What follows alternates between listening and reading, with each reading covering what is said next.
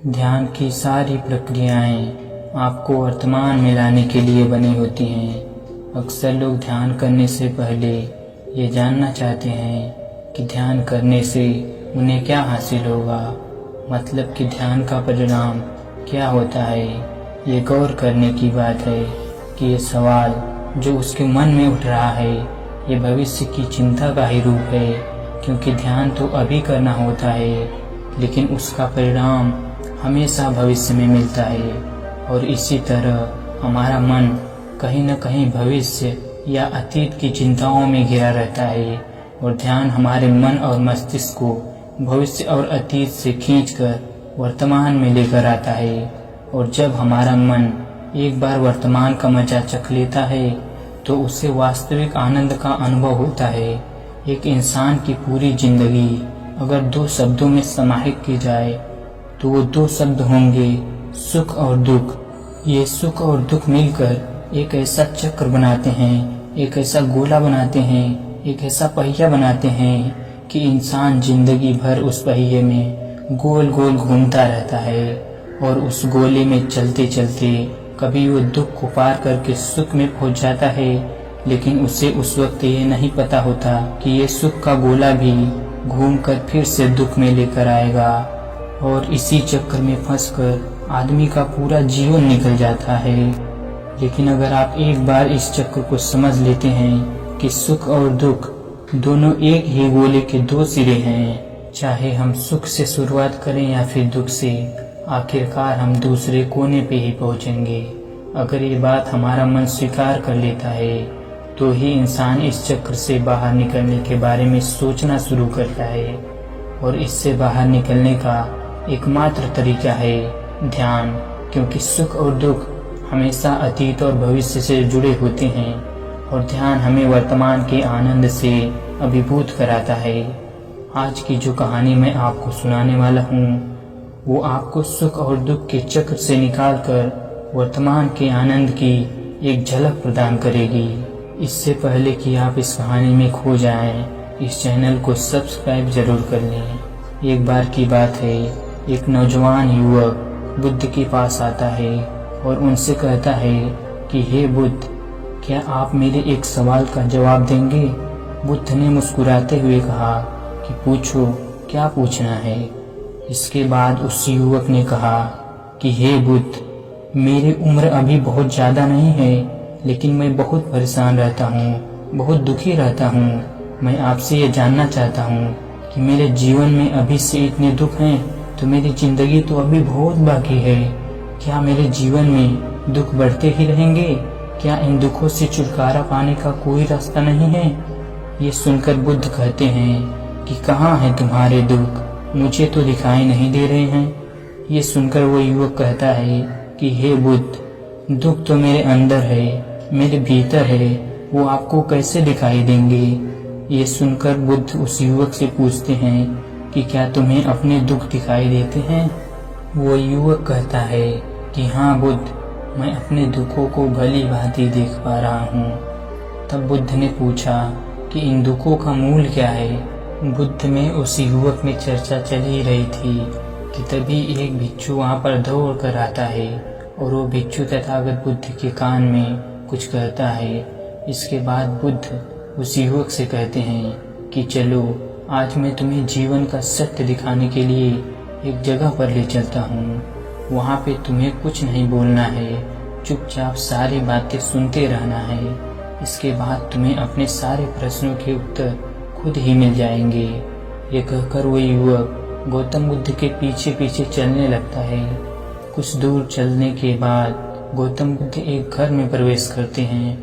घर में प्रवेश करने के बाद वो युवक और तथागत बुद्ध देखते हैं कि वहाँ पर बहुत सारे लोग इकट्ठे हो रखे हैं और बीच में चारपाई पर एक वृद्ध आदमी लेटा हुआ है। बुद्ध को देखते ही सभी लोगों ने उनके लिए राह बनाई और बुद्ध उस आदमी के पास वहीं उसके चारपाई पर जाकर बैठ जाते हैं। वो युवक पास में ही बैठ जाता है। इसके बाद वो वृद्ध आदमी जो चारपाई पर लेटा हुआ था कहना शुरू करता है कि हे बुद्ध, मैं नहीं जानता कि मेरे जीवन में कितनी सांसें और बची हैं। पता नहीं किस वक्त मुझे भगवान के घर से बुलावा आ जाए।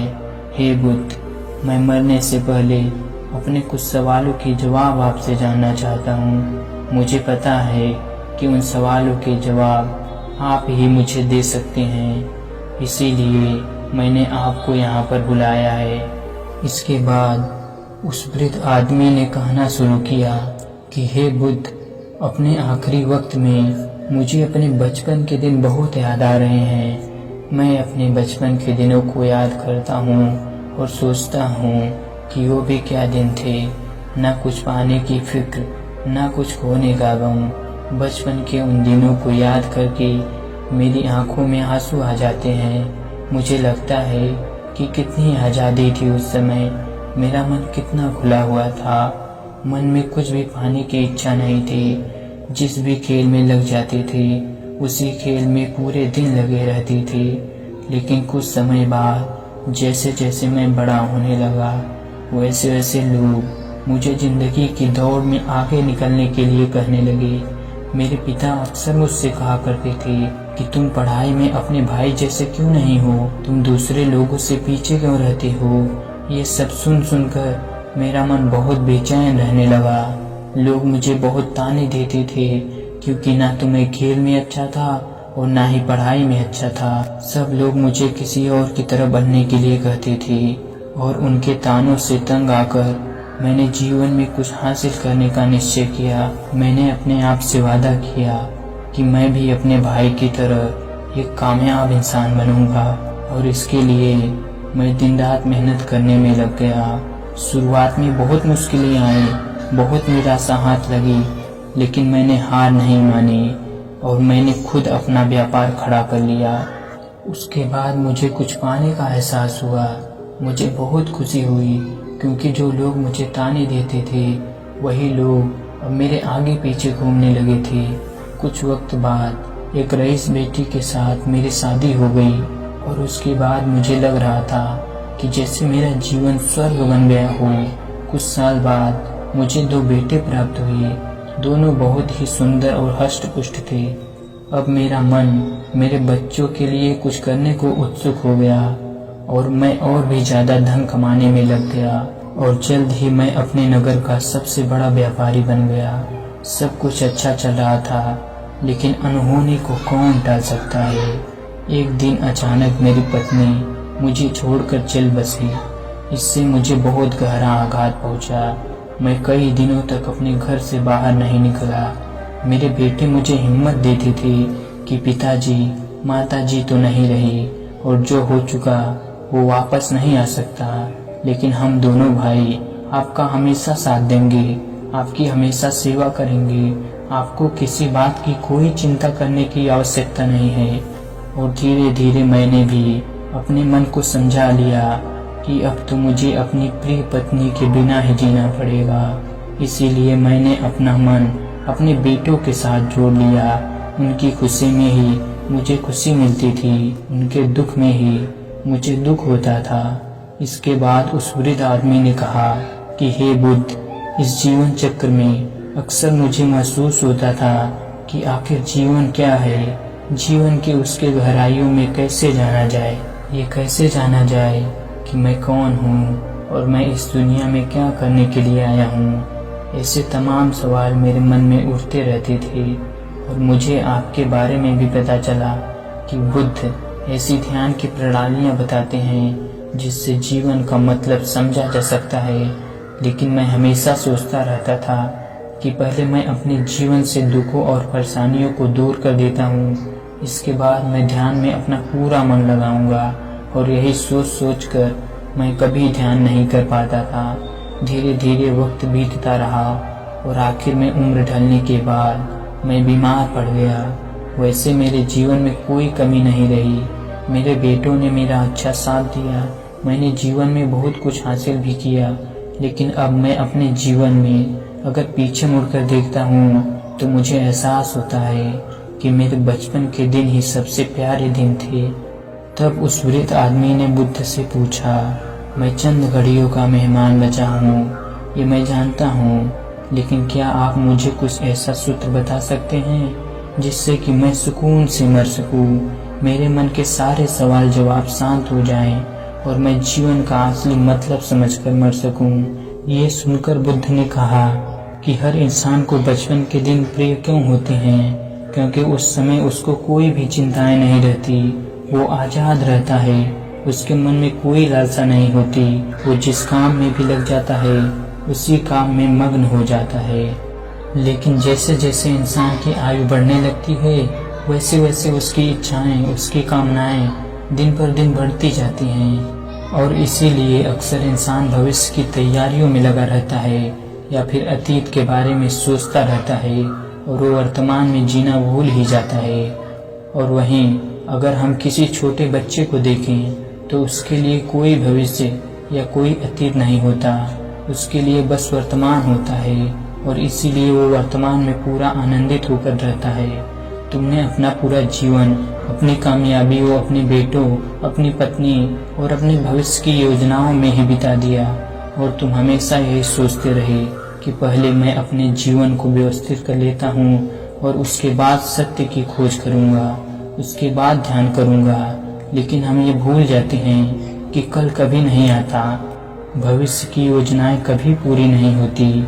जब एक योजना पूरी होती है तो हमारा मन दूसरी योजना बना लेता है और इस प्रकार जीवन चक्र चलता रहता है और जब आखिरी समय में जब मृत्यु हमारे सैया पर लेटी हुई है तो तुम्हें एहसास हो रहा है कि मैंने जीवन में कुछ भी हासिल नहीं किया।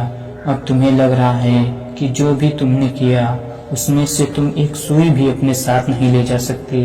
अगर यही बात तुम उस वक्त समझ लेते, मृत्यु कभी निश्चित होकर नहीं आती, वो तो कभी भी आ सकती है।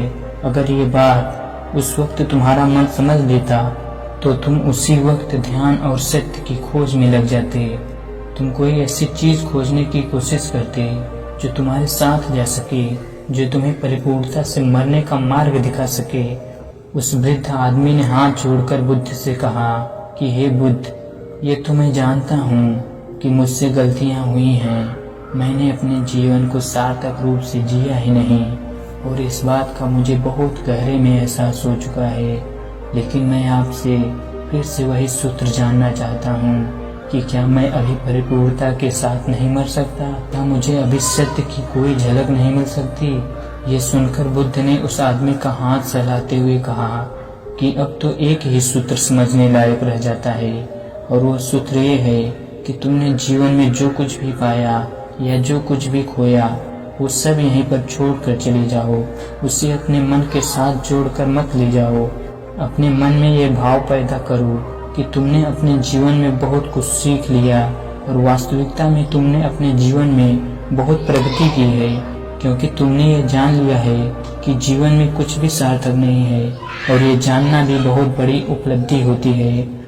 लोग जीवन भर जीते जीते मर जाते हैं लेकिन उन्हें जीवन की कोई निरर्थकता का पता नहीं चलता। इसीलिए अभी अपने मन से सारे सवाल गिरा दो और ये भाव पैदा करो कि जीवन में जो कुछ भी जानने जैसा था वो मैंने जान लिया है और अब जीवन में कुछ भी जानने जैसा नहीं बचा है।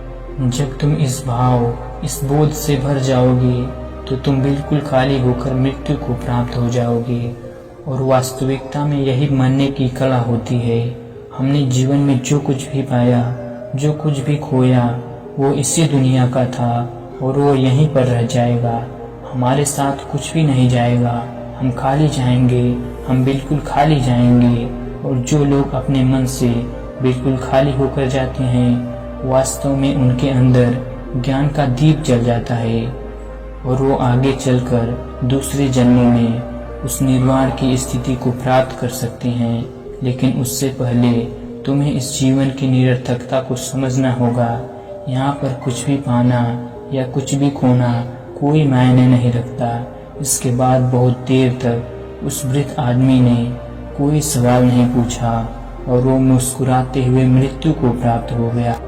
इसके बाद बुद्ध ने उस नौजवान युवक से पूछा कि क्या तुम्हें अपने सवालों का जवाब मिले, और मिले भी तो तुम्हें क्या जवाब मिले, सभी को बताओ। उस युवक ने कहा कि हे बुद्ध, मुझे अपने सवालों के जवाब मिल गए हैं। इस वृद्ध आदमी के जीवन चक्र से मैं समझ गया हूँ कि जीवन में कुछ भी पाने जैसा नहीं होता। सुख हो या दुख हो, सब कुछ पीछे रह जाता है, और अगर हम इसी चक्र में फंसे रह जाएंगे तो हम सत्य को कभी नहीं जान पाएंगे। इसीलिए जीवन में सुख और दुख तो चलते ही रहेंगे, इसके साथ साथ चलते हुए ही हमें सत्य की खोज करनी पड़ेगी। लेकिन बुद्ध, मेरे मन में अब भी एक सवाल बाकी है जिसका जवाब जानना सबके लिए बहुत ज़्यादा जरूरी है। मेरा सवाल है कि मैं ध्यान की यात्रा करने के लिए बहुत प्रेरित हुआ हूँ, लेकिन मुझे कोई मार्ग नहीं पता ध्यान कैसे किया जाता है, कि ध्यान की सभी प्रक्रियाएं तुम्हें होश में लाने के लिए ही बनी हैं, तुम्हें वर्तमान में लाने के लिए ही बनी हैं। अगर तुम किसी भी काम को पूरे उपस्थिति के साथ, पूरे एकाग्र भाव से अपने आप को पूरा इकट्ठा करके कर सकते हो तो तुम ध्यान में ही होते हो। लेकिन हमारा ध्यान इधर उधर भटकता रहता है। अपना काम करते करते वर्तमान में रहने के लिए मैं तुम्हें एक छोटी सी विधि बताता हूँ, जिसके जरिए तुम अपना काम भी कर सकते हो और ध्यान को भी समझ सकते हो। जब भी तुम चलते फिरते हो, उठते बैठते हो, सिर्फ अपनी सांसों पर ध्यान लगाना शुरू करो। सांस किस नाक से आ रही है, किस नाक से जा रही है, नाक के कौन से कोने से टकरा रही है, सिर्फ तुम उसके साक्षीवर हो जाओ। सिर्फ उसको देखते रहो। कुछ भी काम कर रहे हो, चल रहे हो, फिर रहे हो, खाना खा रहे हो, सिर्फ अपनी सांस पर ध्यान लगाओ।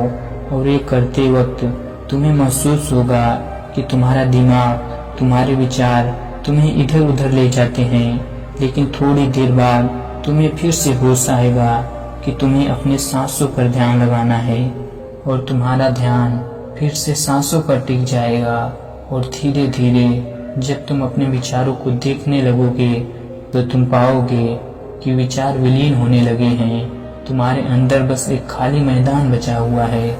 सारे सवाल जवाब विलीन हो चुके हैं। इसके बाद बुद्ध ने कहा कि सांसें जो होती हैं वो वर्तमान में चलती हैं, ना ही वो भविष्य में चलती हैं, ना ही अतीत में चलती हैं। वो वर्तमान होता है, वही वर्तमान स्थिति होती है। और जब तुम अपनी सांसों से जुड़ जाते हो तो तुम वर्तमान में ध्यान लगाना सीख जाते हो, क्योंकि सांसें जिन पर तुम ध्यान लगा रहे हो वो वर्तमान में चल रही होती हैं। इसके बाद धीरे धीरे कदम दर कदम तुम्हें ध्यान का खुद ही एहसास होने लगेगा। फिर तुम जो भी काम करोगे उसमें तुम्हारा पूरा चित्त लगा होगा। तो शुरुआत वहीं से करो जहाँ पर तुम हो, यहीं से अभी से अपनी सांसों को पकड़ना शुरू कर दो। तो दोस्तों, कैसी लगी आपको ये कहानी कमेंट सेक्शन में ज़रूर बताना, और अच्छी लगी तो इस चैनल को सब्सक्राइब करना मत भूलना। तो मिलते हैं अगली कहानी में, तब तक के लिए अपना ख्याल रखें।